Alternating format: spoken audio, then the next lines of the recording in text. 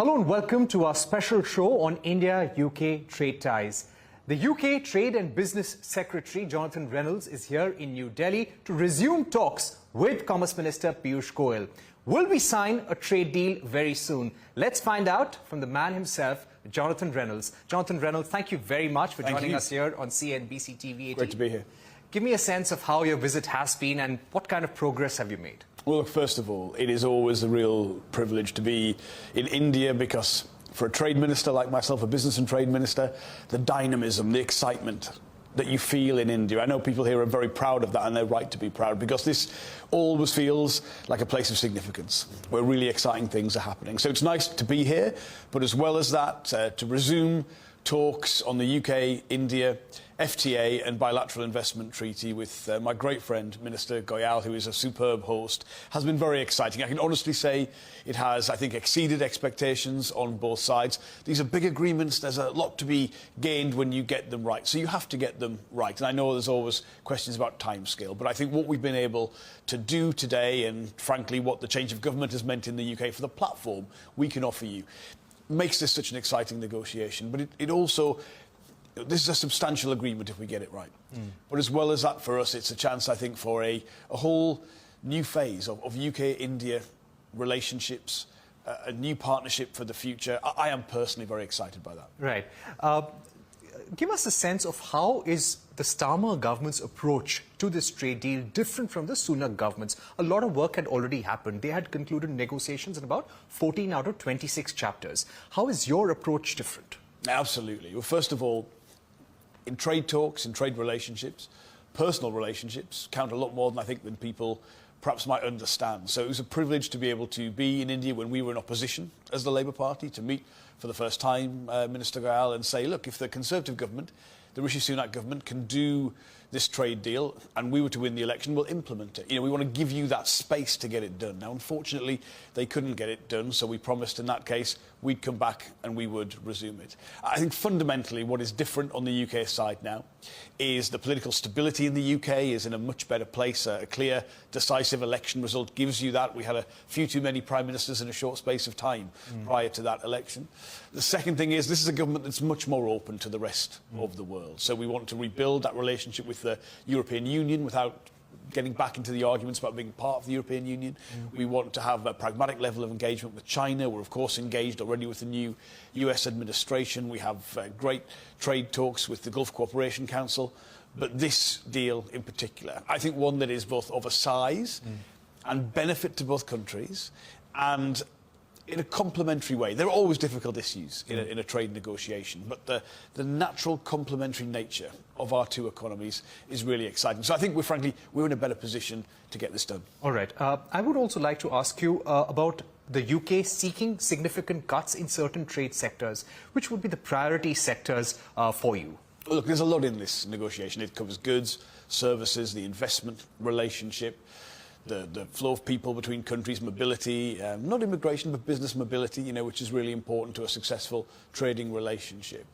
Without going into the specifics of that, yes, we start from a position where India's tariffs on UK goods are generally higher than UK tariffs on Indian goods. So there's a lot on that side that we're interested in. On the other side, there are, of course, asks from the Indian government, the things that would make a difference here. And that's what a good negotiation should be.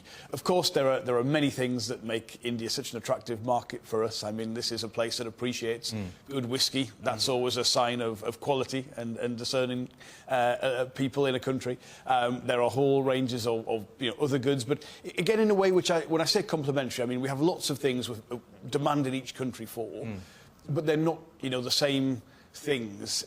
And I think that's great. That gives us the chance to get this right, and it increases consumer choice, it lowers prices for everyone. It makes people better off. That's what good trade agreements do. But how would you describe the current progress? Is it 70% done, 80% done? Are you very close to the finishing line? That's a very skillful question. I can say I think people who have observed, and there's a huge interest here, quite rightly, in what we've been doing these last few days, there's a personal warmth to the negotiations. There's progress that has been made. There's a desire on both sides to get this done. And look, I know the joke has always been that a former British Prime Minister promised an agreement in place by Diwali one year. Didn't say which year, and it's been ongoing. But I can only tell you this has exceeded our expectations. I'm extremely grateful to the whole of the Indian team, not just my great friend Minister Gayal, but the negotiating team. Very high quality operation here in India. Again, something to be really proud of. So look, it's gone very well. We're just going to get a few issues across the line. All right. So you're saying you cannot fix a timeline just yet. That's right. You cannot say within a year. It's always about the quality rather than the speed. And I think because we're talking about something which could be a beneficial improvement in trading terms, and it's for decades. It's for a long period of time. So let's get it right. But would you be open to have a phase one trade agreement, just the kind we have had with Australia, and now we're negotiating a CECA, a comprehensive agreement with the Australian government? Is it possible that we may have a phase one pact by the end of the year, and maybe we consider the remaining issues for the larger trade deal later? Oh, I think we can be more ambitious than that. I think the strength of our relationship, the personal relationships, the complementary nature, as I say, of the negotiations, means we should go for something which makes a real difference to people in both countries, improves their lives, makes them better off, puts a few more pounds and spending power on both sides in people's pockets. This is what makes a difference. And so I'm of the view that we can really do this. Okay. So a phase one deal is off the table. It has to be one full deal. It's not about taking things off the table. It's simply saying when you look at the level of ambition on both sides, the desire to do something of real consequence, I think we can have, a genuine belief that we could get through all of the issues and get to something which is really decisive. Right. On the mobility front, what kind of access can Indian professionals get in the US? Give us a sense of the kind of negotiation we're having for greater mobility exports, services exports to the UK. Absolutely. Look, I mean, business mobility is important to countries that have strong service sectors, as we both do. Of course, we do wider immigration policy separate to business mobility, and I know there's been some unhappiness at times in India, the way that's maybe been wrongly portrayed, misunderstood in terms of the talks, and you're right to say it's about that business mobility side of it. Of course, if you look at the current visa arrangements in the UK, it is India that quite rightly gets the lion's share of most of those, whether that's the visas for visits, whether that's the skilled route. So we already have an incredibly strong relationship and welcome that. Again, this is an aspect of the negotiations, but it's always looking for where do we get the most benefit for both countries by again, getting a really strong complementary relationship in place. So, Minister, you tell me, what would be the most important for you as a trade minister representing UK when it comes to mobility in financial services from the UK to India, or more product lines? What is the topmost priority for you? Well, look, there's a lot, and without prioritising one over the other, what you need to be able to show on both sides is, look, here is an agreement that will make a difference. It's not just, good words, it's not just a warm relationship, that's great, but how will we absolutely say we'll increase access to each other's goods, services, in a way which works for both countries. So there's not one particular aspect, one product or one service that takes priority. You look across it in the whole, and actually by doing that, this is the point about getting the whole thing done and getting it across the line. That's how I think you end up with something of real significance. You wouldn't want to just be doing the easier things and maybe missing out on the real prize of doing it. Doing it comprehensively in that way is absolutely the way forward. Any concerns around investments in India that you would want addressed in this free trade agreement, especially with the bilateral investment treaty negotiations? Yeah, we see this as complementary to the FTA agreement. We followed very closely Minister Sitaraman's budget, where he expressly talked about the benefits of bilateral investment treaties. I mean, this is a really strong relationship as it stands, both Indian investment in the UK and UK investment in India. So it's in a strong position. But, the more certainty you can provide businesses, the more clarity, the more kind of transparency that you provide. And this is what these agreements are about. They sound a bit dry, I appreciate that. But look, we could certainly be saying we've got a really strong relationship at present, and if we get this right, this could be worth many billions pounds more of UK investment into India. So any special protections for UK investors? Look, it's about the normal things that you would expect in place from a treaty of that kind. It clarifies what the process is, and in terms of any kind of dispute, what the conditions are. The reason that the Indian government here is recognising the role that they can play is the same as what we have in the UK. Give businesses certainty, clarity, transparency, stability You know, and in that situation, the brilliant business conditions that exist in both countries can therefore come into play without any doubts or concerns. All right. I'd like to ask you about tariffs on Scotch whisky. India has recently reduced tariffs on bourbon whisky from the US. Did that come up in that conversation with Minister Goyal? Did you expect similar concessions? Well, look, in any trade relationship, you look at what's going on in other places, what access is to that. With great respect to US bourbon, I think, you know, the share of the market here compared to the share of the market for great Scotch whisky from the UK, it's a bit bigger. You know, so it's a much bigger market. India is, I think, the biggest whisky market in the world, and that again is a great something to be proud of here in India, that you know the good stuff. And so, of course, other products getting access to a certain part of the market is something that you look at. But look, I think we all can recognise here the mutual benefits of reducing that tariff, if we can, as part of an agreement, again, in a way that works for both sides. And look, it's an iconic, you know, product. It's something we're very proud of in the United Kingdom. I've got my own favourites myself, and we know you appreciate that here. So look, I want to see even more of that sold in India, because you know the difference it makes. So you would want a similar concession, I'm guessing? Look, I think we can look at the size of the market, considerably larger for Scotch whisky than for US bourbon. And I think,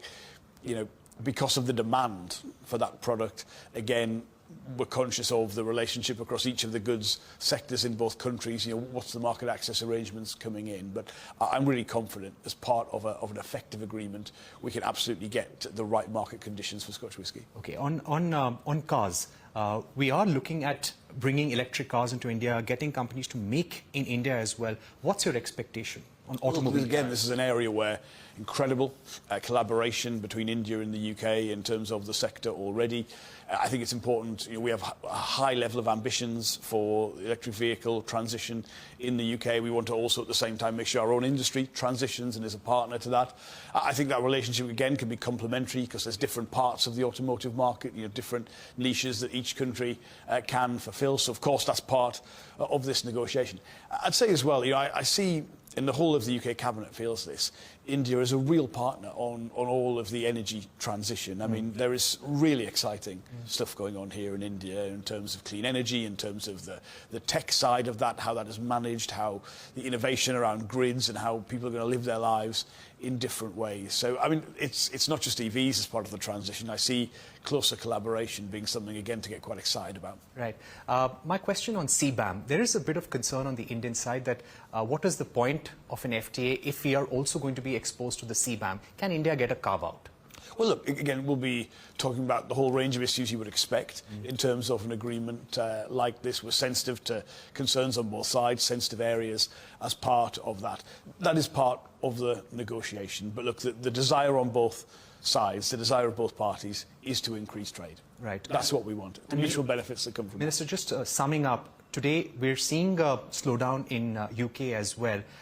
There is Trump in the White House, global uncertainty around trade, reciprocal tariff threat from the US. What are some of the steps that we're going to be seeing from the Starmer government to put the UK economy back on track? Yeah, absolutely. Look, there are headwinds in the global economy. There's no doubt about that. And people will know the first mission of the new Starmer government in the UK is to turn around what has been over a decade of relatively disappointing economic growth. The whole of the government's agenda is dedicated to that. We've got some very strong cards to play. I mean, we are set to be the fastest growing big European economy over the next 2 years. We have got the lowest corporation tax in the G7. We've got incredible allowances for capital investment in companies in the UK.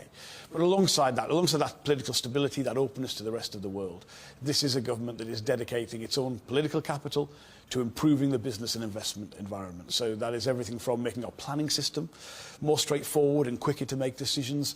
How we connect to the grid has been a huge barrier to investment in the UK. We've got a triage service in place around that. Investments in skills, in infrastructure, improving that trading relationship with the EU, as well as seeking the kind of ambition we've got here in India. This all comes together into a comprehensive agenda, even expanding Heathrow Airport, a decision that's been put off for decades in the UK, but we are committed to, because we're going to do what is necessary to transform the UK economy, give people the living standards that they need, and the kind of international partners we want to look to help strengthen that relationship. India is a great example of that. All right, thank you for your time, Minister Reynolds, for speaking to CNBC-TV18. Let's hope both sides can clinch a trade deal very soon. On that note, we take a short break, but don't go anywhere. We will get you an interview with the chair of UK-India Business Council on the prospects of the FTA between India and UK on the other side.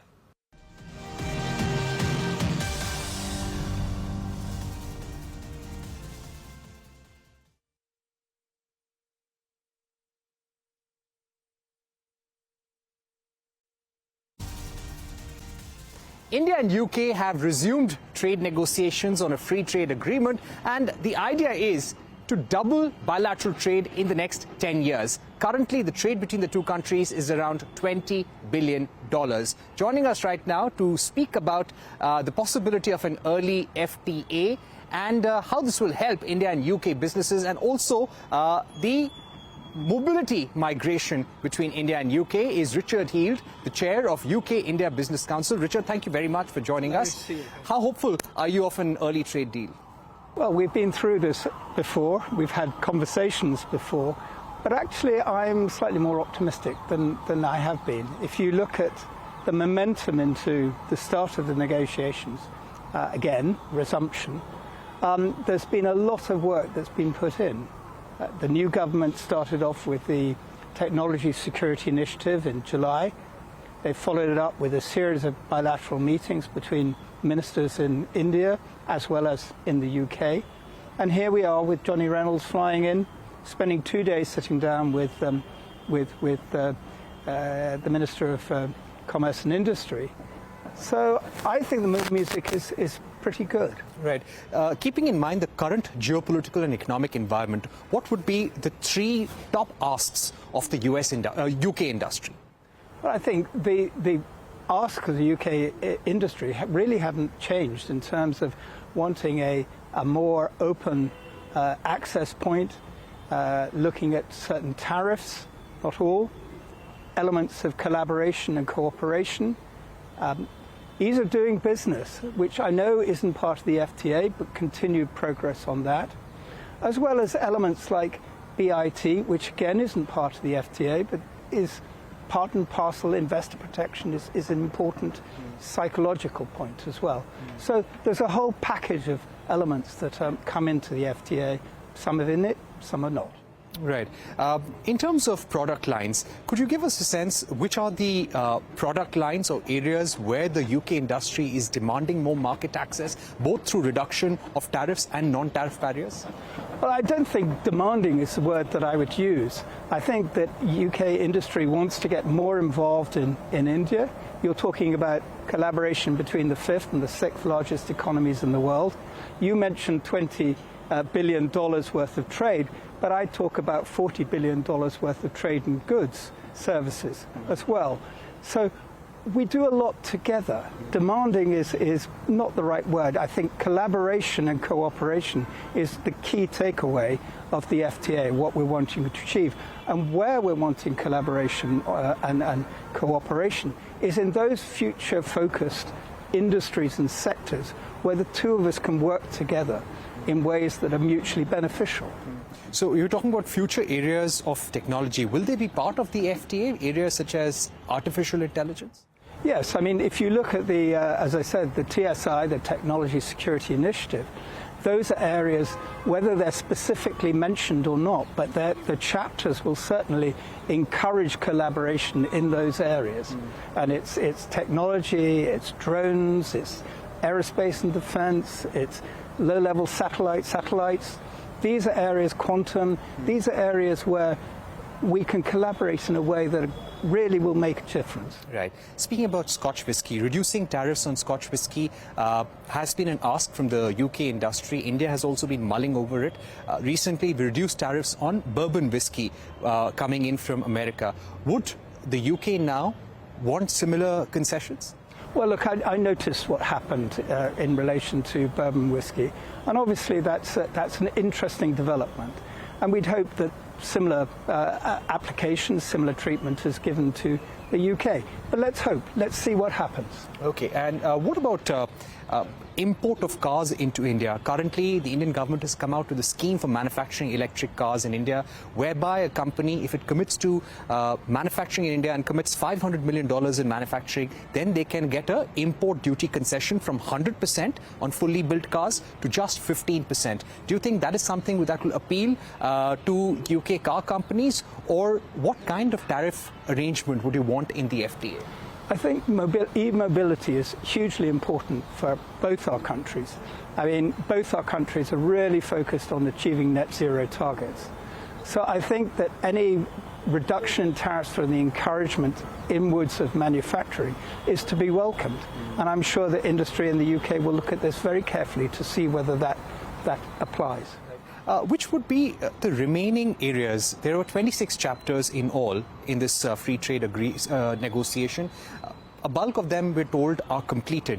Where do you think the friction points or the areas of disagreement right now are? Look, I'm an optimist. I don't talk about friction points or areas of disagreement. I personally don't believe there are red lines at the moment. Where we are at the moment is we've had 13 or 14 rounds of negotiations. We know the arguments. Both sides know the arguments. Where we are at the moment is the politicians are sitting down and discussing where compromises have to be made, where agreements are occurring. And I think that that's the point that we should be focusing on. I believe that we're very, very close to achieving our mutual goal, and that's what we should be focusing on. Right. From the Indian side, there is a demand for greater mobility, especially for skilled professionals in business, for students into the UK. Do you think UK can make that carve out in the FTA? We're told that the big priority for India is business mobility and mobility of skilled professionals. Well, there have been steps taken already by the UK government in relation to mobility, particularly in relation to business. But I accept that there are certain areas where there is still progress to be made. That is an area of discussion. It's highly sensitive both for your country as well as for ours. And I think probably best for me not to comment on that, but to leave it to the experts. Right. Which would be the areas, according to you, will get the most benefit out of this FTA, if I speak about goods for that matter? For goods,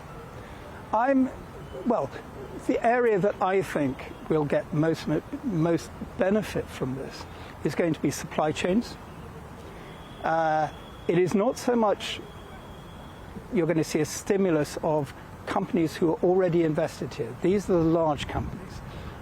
The benefit from both our nations is going to be those companies who have not yet entered the UK or not yet entered India, who can play a part in the supply chain. Those companies will take comfort that there is an FTA in place, that there are rules of engagement, there are rules of playing, and that they're welcomed. Those are the companies that I think will really benefit